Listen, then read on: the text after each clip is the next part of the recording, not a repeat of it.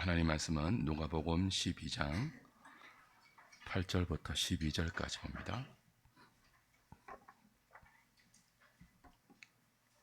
신약성경 114페이지 누가복음 12장 8절부터 12절까지 우리 같이 한 목소리로 합독하겠습니다. 내가 또한 너희에게 말하노니 누구든지 사람 앞에서 나를 시인하면 인자도 하나님의 사자들 앞에서 그를 시인할 것이요 사람 앞에서 나를 부인하는 자는 하나님의 사자들 앞에서 부인을 당하리라. 누구든지 말로 인자를 거역하면 사하심을 받으려니와 성령을 모독하는 자는 사하심을 받지 못하리라. 사람이 너희를 회당이나 위정자나 권세 있는 자 앞에 끌고 가거든 어떻게 무엇으로 대답하며 무엇으로 말할까 염려하지 말라. 마땅히 할 말을 성령이 곧 그때에 너희에게 가르치시리라 하시니라. 아멘.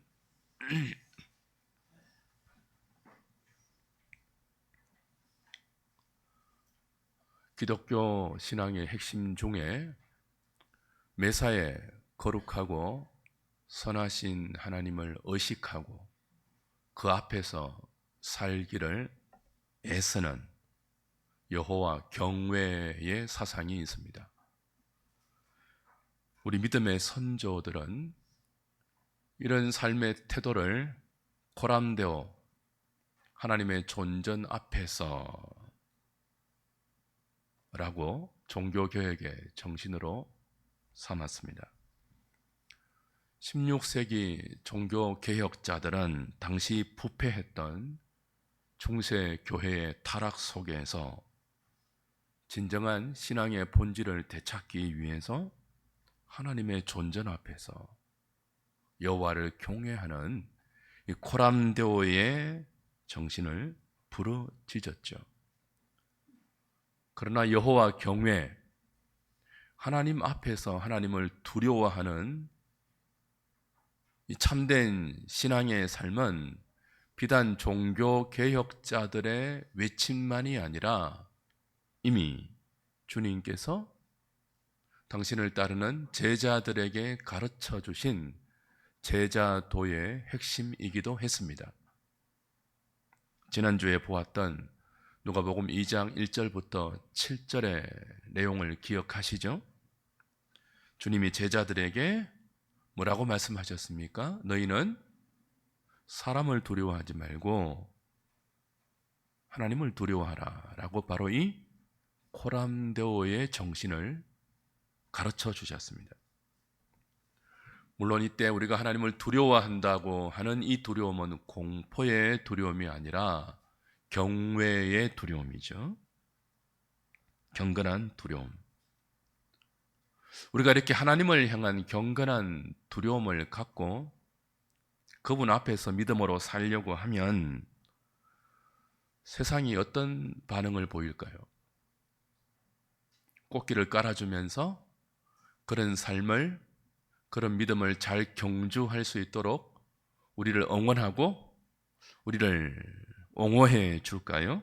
그렇지 않죠. 오히려 우리의 그런 삶을 조롱하고 욕하고 핍박하고 시험할 때가 더 많습니다. 그러므로 저와 여러분이 어디든지 주를 따라가는 성도의 삶을 살려고 하면, 제자의 삶을 살려고 하면, 언제 어디서든지 여호와를 경외하는 코람데오의 삶을 살려고 하면 이런 세상의 공격, 세상의 시험에 대답할 수 있는 준비를 해야 합니다. 대답할 준비뿐만 아니라 마땅히 제자로 치러야 할 값까지도, 대가까지도 준비하고 살아야 합니다. 오늘 본문에서 주님은 우리의 그런 준비된 삶을 나를 시인한다 그렇게 표현하십니다. 8절 9절을 다시 볼까요? 내가 또한 너희에게 말하노니 누구든지 사람 앞에서 나를 시인하면 인자도 하나님의 사자들 앞에서 그를 시인할 것이요 사람 앞에서 나를 부인하는 자는 하나님의 사자들 앞에서 부인을 당하리라. 주님을 시인하는 삶이 무엇일까요? 나를 시인하라 그러지 않았습니까? 저와 여러분이 주님을 시인해야 합니다. 언제 어디서든지 누구 앞에서도 어떤 상황이 우리를 직면한다 할지라도 주님을 부인하지 않고 주님을 시인해야 하죠? 주님을 시인한다는 것이 무엇일까요? 그저 입술로 예, 맞습니다 라고 동의하는 정도일까요? 그렇지 않습니다. 우리가 주님을 시인한다는 것은 우리 삶 전체에 예수를 나의 주로, 나의 그리스도로 인정하고 그분을 신뢰하고 그분을 사랑하며 그분이 인도하는 대로 어디든지 주님을 따라가는 삶의 태도 전반을 의미합니다. 입술만 맞습니다. 주님이 옳죠. 입술만의 떨림이 아니라 우리의 삶 전체가 거룩하신 주님 앞에 세워지고 언제 어디서든지 어린 양이 인도하는 대로 믿음을 가지고 따라가는 삶의 모든 태도를 예수를 시인한다. 그렇게 말하는 겁니다. 여기 시인한다, 반대로 부인한다 라는 이 두 단어는 법정 용어입니다. 법정에서 정인이 재판장 앞에서 자신의 진술을 내뱉는 태도예요. 사람들 앞에서라는 말은 땅의 법정에서 신문받는 장면을 암시합니다. 하나님의 사자들, 천사들 앞에서라는 말은 하늘 법정에서 신문당하는 장면을 암시해 주죠. 아직 하늘 법정은 열리지 않았습니다. 종말에 열리죠. 우주적 종말에 이 하나님의 법정이 엄중하게 열리는데요. 이 법정에서 재판장은 성부 하나님이십니다. 하나님은 이 영원한 하늘의 법정에서 모든 인생을 소환하십니다. 그리고 신문하십니다. 그리고 천사들에게 판결을 지시하시고 집행을 명령하십니다. 그 최후의 하늘 법정에서 영원한 유죄, 무죄의 결정이 무엇에 따라서 이루어집니까? 땅에서, 사람들 앞에서 우리가 인자를 시인했는지 그러지 않았는지에 따라서 영원한 하늘 법정 재판장이신 성부의 판결이 결정됩니다. 우리가 사람들 앞에서 인자를 시인하는 삶을 살았다면 인자이신 예수님이 하나님의 법정 앞에서 우리의 변호사가 되어서 우리를 시인할 것입니다. 그러나 반대로 우리가 땅의 법정, 사람들 앞에서 여러 가지 이유로 인자를 부인하는 삶을 살아왔다면 하늘 법정에서 인자이신 그리스도는 우리를 변호하지 않고 나 쟤 모릅니다. 그럴 것입니다. 나 저 사람 모릅니다, 아버지. 그럴 거예요. 여기서 하나 생각해야 할 부분이 있습니다. 우리가 주님을 시인한다고 할 때 주님은 제자들에게 너희는 단순히 나를 시인하라 그러지 않았고요. 너희는 인자를 시인하라 그랬습니다. 인자를 시인하는 것과 인자를 부인하는 삶의 태도에 따라 영원한 하늘 법정의 판결이 좌우되죠. 인자에 대한 우리의 태도입니다.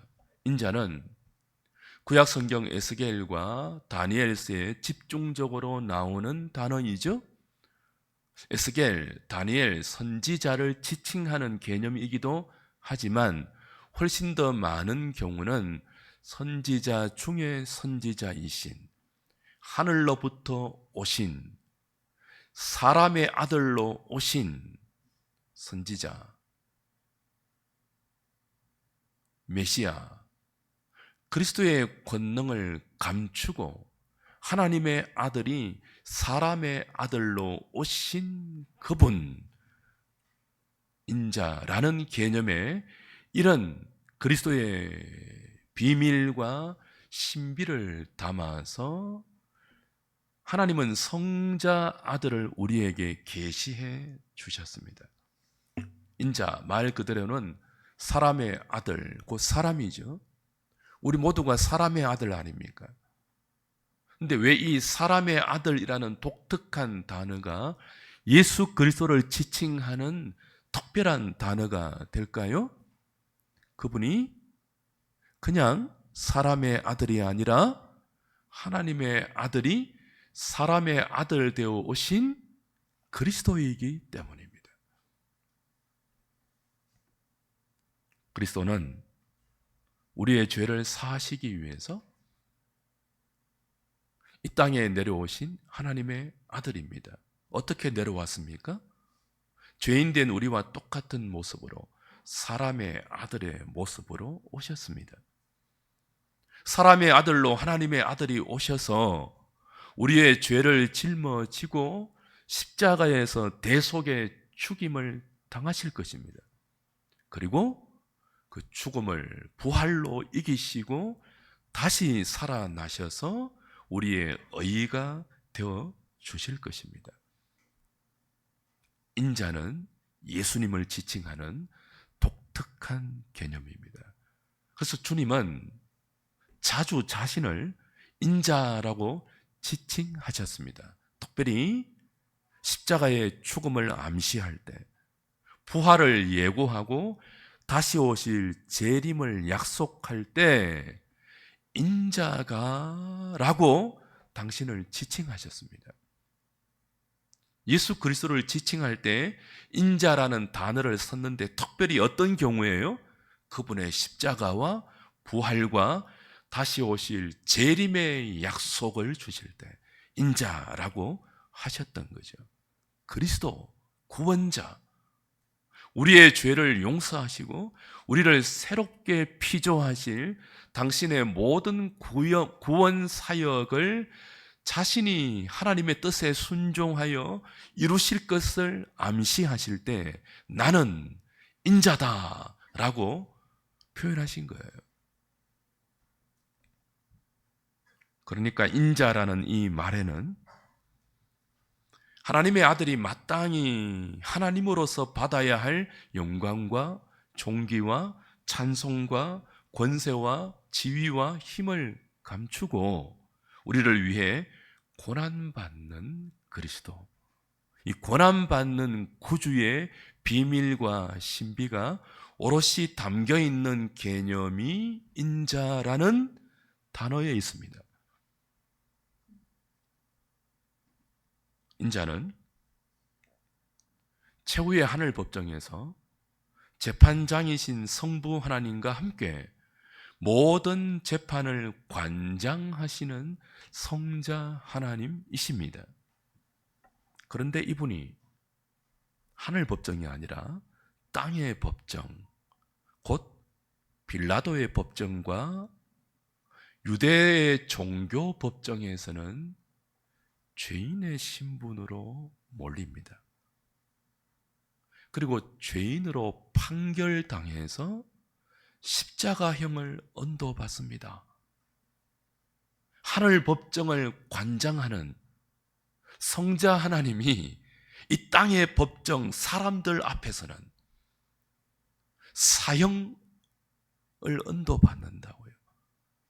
그리고 십자가에서 사형을 집행당하신다고요.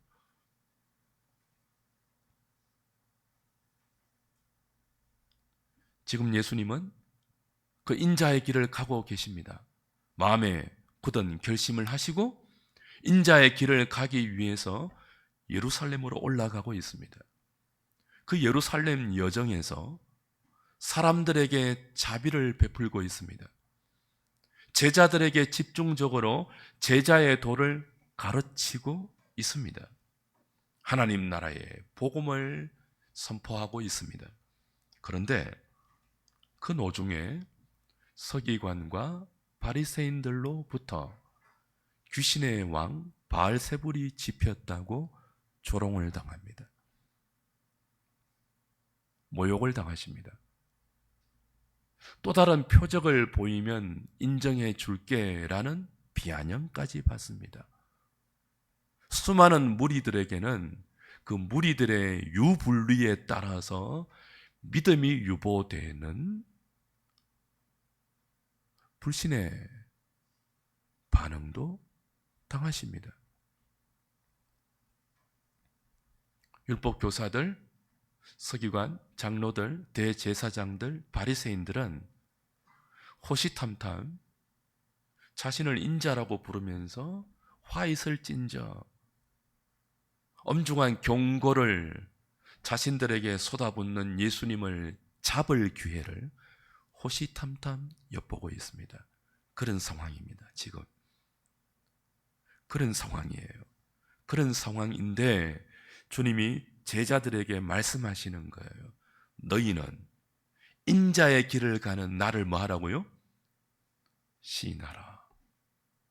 너희가 나의 친구고 나의 제자라면 너희가 사람을 두려워하지 않고 하나님을 두려워하는 이 제자도의 핵심 사상인 여호와 경외의 신앙을 갖고 있다면 이런 상황에서라도, 아니 앞으로 너희에게 닥칠 수 있는, 너희가 회당에 끌려가고 위정자와 세상의 권세자들에게 끌려가 신물당하는 그런 상황이 온다 할지라도 인자를 뭐하라고요? 시인하라 말씀하는 거죠.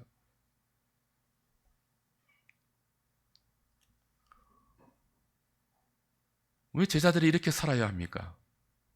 우리가 주님의 제자 아닙니까? 제자는 특별한 단어 아닙니다. 모든 성도를 신약 성경은 제자라고 혼용어로 사용합니다. 그 성도가 곧 제자예요.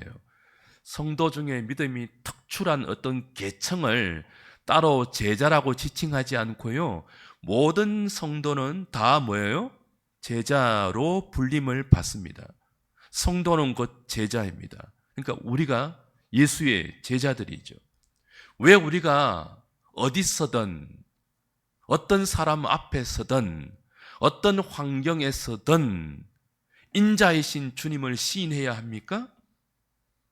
그것이 우리의 영원한 운명을 하늘 법정에서 결정하는 키가 되기 때문이에요. 주님은 당신을 4대 성인 중에 하나로 시인하라 그렇게 말씀하지 않았습니다. 주님은 당신을 너희들의 스승으로 시인하라, 위대한 사람으로 시인하라 그렇게 말씀하지 않았습니다. 주님은 우리에게, 당신의 제자들에게 하나님을 경외하는, 여호와를 두려워하는 신앙을 갖고 있는 모든 오고 오는 세대의 성도들에게 이렇게 말씀하십니다.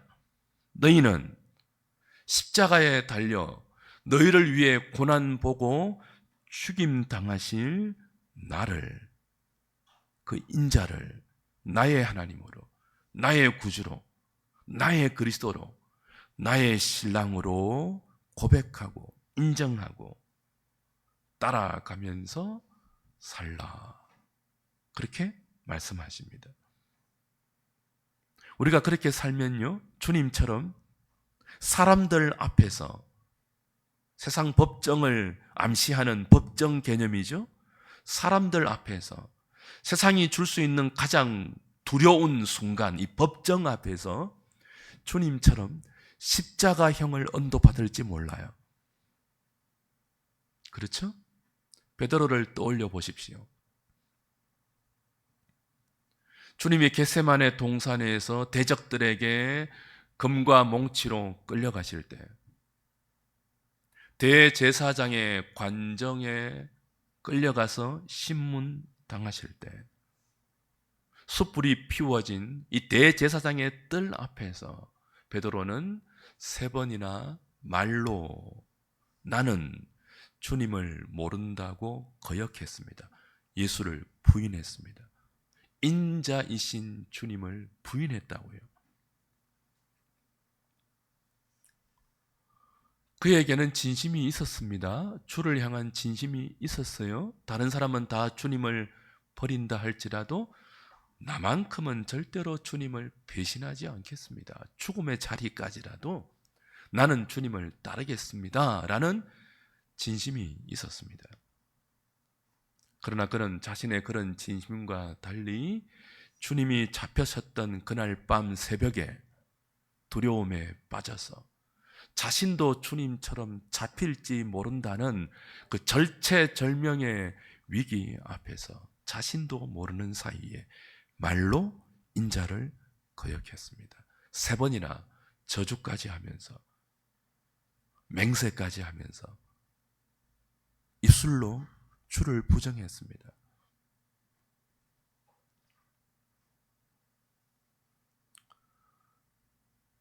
그러다가 새벽닭의 울음소리를 듣고 끌려 나오시는 주님께서 자신을 물끄러미 바라보시는 그 주님의 시선과 마주치고 무너지는 가슴으로 통회하고 회개하고 자복했죠. 만약 베드로가 다시 똑같은 상황을 직면했다면 그때도 말로 3번이나 주님을 모른다고 부인했을까요? 그는 새벽닭의 울음소리를 듣고 양심을 흔들어 깨우는 소리죠. 자신을 물끄러미 바라보시는 주님의 긍휼이 담긴 그 시선을 마주하고 울고 울고 또 울었습니다. 가슴을 쳤습니다. 그런 그였기에 똑같은 상황이 다시 반복되면 절대로 말로 인자를 거역하지 않을 거예요. 전해오는 전설이 있지 않습니까? 레전설로는 베드로가 똑같은 상황에서 나는 주님과 같이 십자가에 못 박힐 수 없다 라고 거꾸로 십자가에 매달려 순교를 당했다고 전해져 옵니다. 주님은 누구든지 말로 나를 거역하는 자는 용서해 주겠다고 했습니다. 베드로처럼. 우리의 연약함을 아시기 때문이에요. 아시고 그를 제자로 불렀거든요. 불쌍히 보십니다. 그 불타는 숯불 앞에서 너도 나사렛 예수와 한 도당이지? 너 예수의 제자 맞지? 라고 물었을 때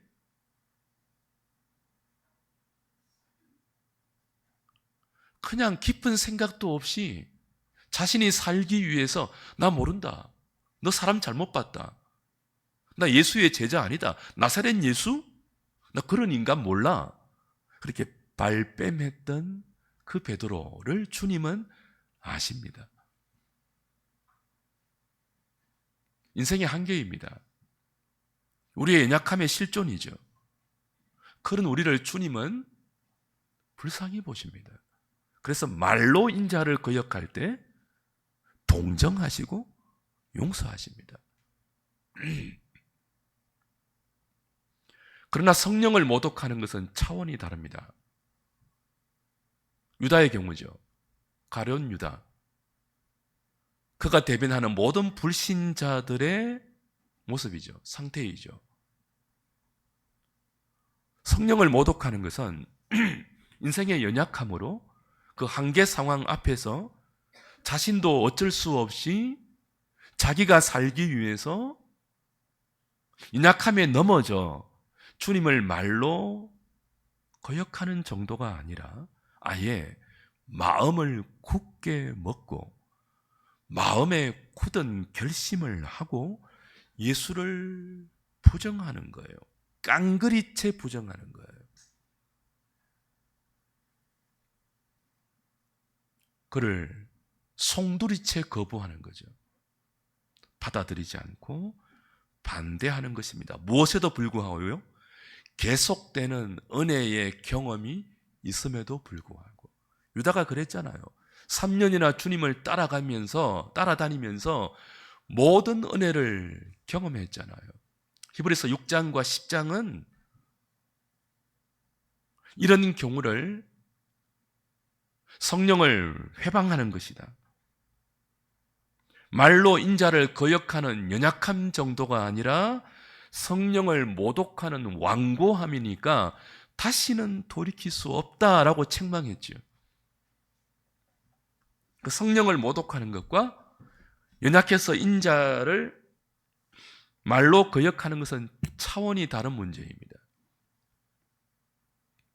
주님 우리에게 말합니다. 너희가 연약해서 한두 번 말로 나를 부정하고 거역하는 것은 내가 불쌍히 본다. 그러나 어떤 자리까지는 가지 말라고요.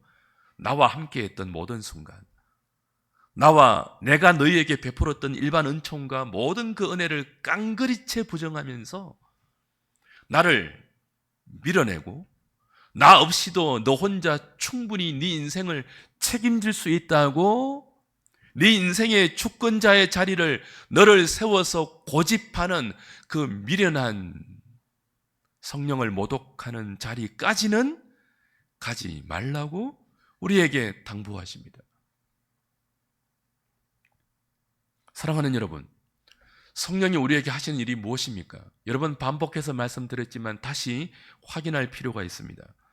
성령은 성부가 성자 안에서 창세전에 택한 자들을 때가 되어 복음으로 불러서 성부와 성자가 이루신 구원의 일을 믿게 하십니다.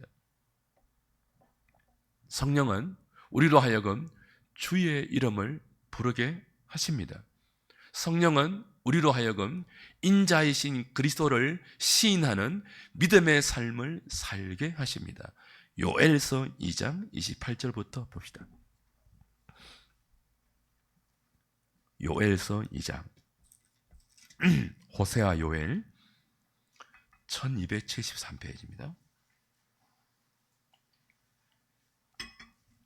28절부터 봅니다.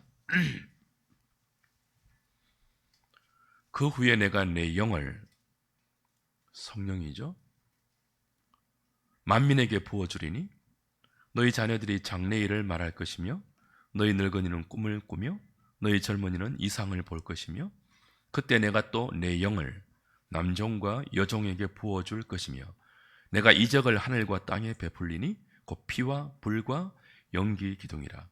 여호와의 크고 두려운 날, 심판의 날이에요. 날이 이르기 전에 해가 어두워지고 달이 핏빛같이 변하려니와.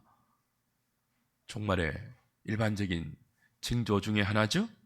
누구든지 그 종말을 앞두고 하나님의 하늘 법정 심판대 앞에 서기 전에 성령을 받고, 누구든지 성령을 받고, 그 다음 뭐예요? 32절, 여호와의 이름을 부르는 자는 구원을 얻으리라. 이는 나 여호와의 말대로 시온산과 예루살렘에서 피할 자가 있을 것이며 여호와의 심판을 피할 자들이 성령의 은혜로 여호와의 이름을 부르는 믿음으로 삶으로 받는다는 거예요. 남은 자 중에서 나 여호와의 부름을 받을 자가 있을 것이다. 성령이 하는 일이에요. 성부가 그리스도 안에서 창세전에 택한 자들, 이런 자를 구약 성경은 남은 자라고 표현합니다. 예루살렘이라고 설명해요. 수많은 언약의 외적인 예루살렘, 이스라엘 민족이라는 그 외적인 언약의 테두리 안에서 진짜 택함 받은 자들은 남은 자들이죠. 그 남은 자들이 누구예요? 여호와께서 자신의 남종과 여종에게 성령을 부어주셔서 여호와의 심판이 임하기 전에 여호와의 이름을 부르는 자들, 인자이신 주님을 시인하는 믿음의 삶을 사는 자들이라고요. 이를 신약 성경은 예수 믿는 믿음이라고 설명합니다. 로마서 10장입니다. 우리 몇 번이나 확인한 내용이에요. 다시 복습해야 됩니다. 로마서 10장 9절부터 보십시오. 13절까지입니다. 네가 만일 내 입으로 예수를 주로 시인하며 또 하나님께서 그를 죽은 자 가운데서 살리신 것을 내 마음에 믿으면 구원을 받으리라. 자, 믿음으로 구원을 받죠. 믿음이 무엇인지를 설명합니다. 사람이 마음으로 믿어 의에 이르고 입으로 뭐하여요? 시인하여 구원에 이르니라. 11절 성경에 이르되 누구든지 그를 믿는 자는 부끄러움을 당하지 아니하리라 하니 유대인이나 헬라인이나 차별이 없음이라. 한 분이신 주께서 모든 사람의 주가 되사 그를 부르는 모든 사람에게 부요하시도다. 13절 같이 읽을까요? 누구든지 주의 이름을 부르는 자는 구원을 받으리라. 자, 주의 이름을 부르는 것이 구원 얻는 믿음이라고 사도 바울은 친절하게 설명합니다. 주의 이름을 부르는 것이 뭐예요? 주여 주여 하는 입술의 진동 전도가 아니죠. 예수 그리스도가 인자이신 예수님이 나를 위해서 십자가에 죽으시고 부활하신 나의 주입니다 라고 마음으로 믿고 고백하고 입술로 시인하여 어디든지 주님이 인도하는 대로 주를 따라가는 그의 삶 전체가 마음으로 믿어 입술로 시인하는 믿음입니다.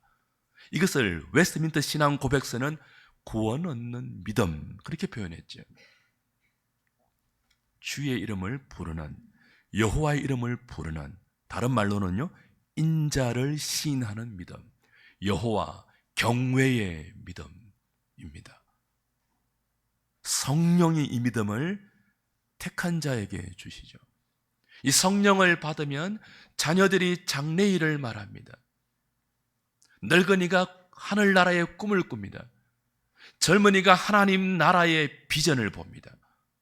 성령을 받으면 주의 이름을 부르면서 성령 받기 전에 세상의 말과는 다른 하나님 나라의 법정과 상관된 영원한 인생의 미래와 연관된 장래일을 말한다고요. 성령을 받으면 말이 바뀝니다. 성령을 받으면 늙은이가 하나님 나라의 꿈을 꿉니다. 성령을 받으면 젊은이가 이 세상의 앰비션 정도가 아니라 하나님 나라의 비전을 봅니다. 그걸 뭐라고 표현한다고요? 인자를 시인하는 믿음, 주의 이름을 부르는 믿음, 구원 얻는 믿음, 그렇게 부르는 거죠. 성령을 모독하는 것이 무엇입니까? 성령이 이런 일을 하시는데, 택한 자에게 이런 일을 하시는데 그걸 회방하는 거예요. 지금 예수님이 그 일을 하고 있잖아요. 제자들을 역사 속에서 불러서 당신의 친구라고 부르면서 너희는 나를 따라오너라. 아무든지 자기 십자가를 지고 나와 함께 자기를 날마다 부인하면서 나를 따라오면 내가 영원한 생명을 줄게 라고 약속하시면서 그들을 하나님 나라로 초대하고 있지 않습니까? 사람들을 불쌍히 보시고 귀신 들린 자를 해방시키고 그에게 혀를 풀어서 말을 하게 하고 일어나 걷게 하고 있지 않습니까? 그런데 서기관과 바리새인들이 이런 주님을 귀신의 왕 바알세불의 힘을 입었다라고 조롱하고 있습니다. 뭡니까? 성령을 모독하는 거예요.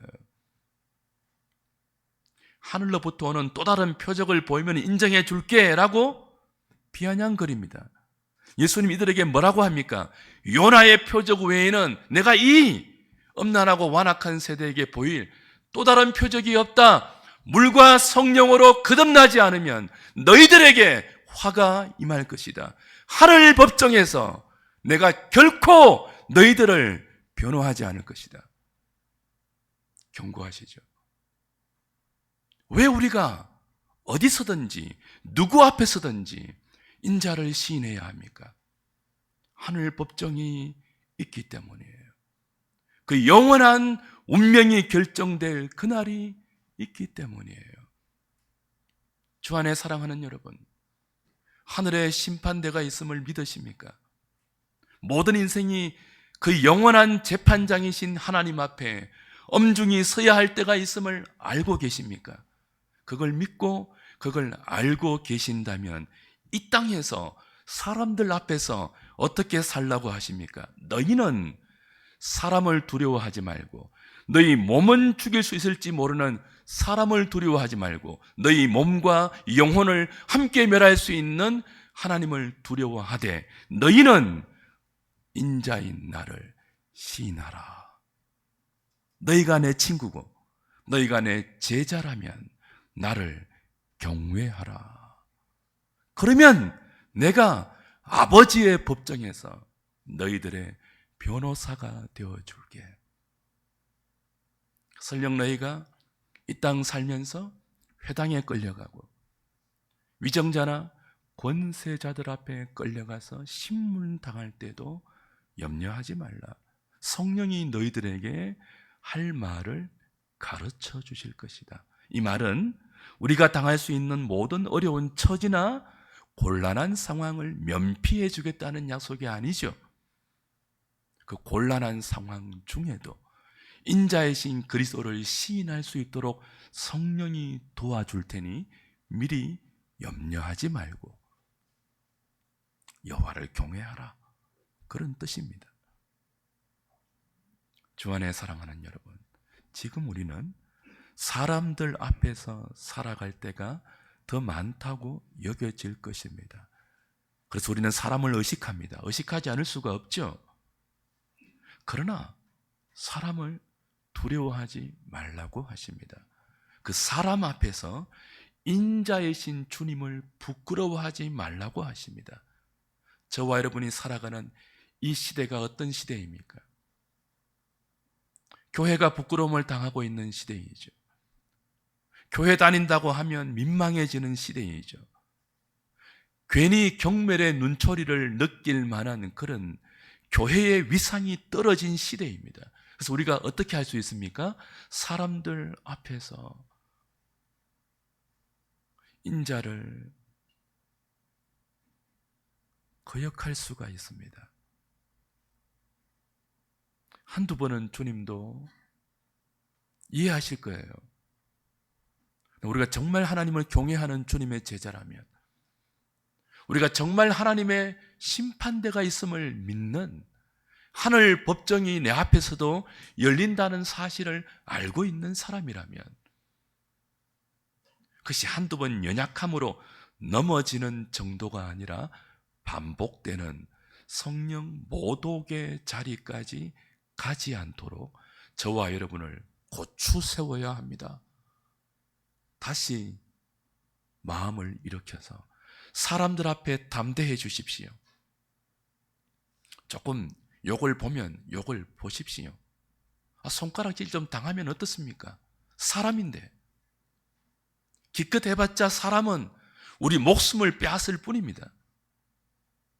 기껏 해봤자 조금 손가락질하고 비아냥거리고 뒷담화하고 그럴 뿐이에요. 기껏 해봤자 조금 자존심 상할 뿐이에요. 우리의 영원한 운명을 그들의 비아냥이 결정하지 못한다고요. 그래서 그럴 때일수록 담대하게 코람데오의 정신으로 인자이신 주님을 시인해야 합니다. 너희들에게 비아냥당하신 그 주님이 나의 주다, 나의 신랑이다, 나의 그리스도다, 나의 왕이다, 나의 하나님이다. 너희들은 내가 가는 길을, 어린 양이 인도하는 그 길을 따라가는 나의 믿음의 길을 방해하지 못한다. 어떤 세상 법정이라도, 어떤 위정자라 할지라도, 어떤 힘 있는 이 땅의 권력자라 할지라도 힘없는 인자의 길을 따라가는 내 신앙을 방해하지 못할 거야. 너희들 언제든지 하나님의 법정 앞에 서서 지금 내게 쏟아부었던 그 조롱과 모욕과 손가락질과 멸시가 그대로 너희들 앞에 돌아가는 것을 경험할 때가 올 거야. 나는 그것을 알고 너희들은 그것을 모르니 마음껏 조롱해봐 라고 하면서 담대해지셔야 합니다. 주님을 시인하십시오. 그러면 주님도 우리를 시인할 것입니다. 이 말씀으로 여러분의 담대한 신앙을 권면드립니다. 우리 찬송가 35장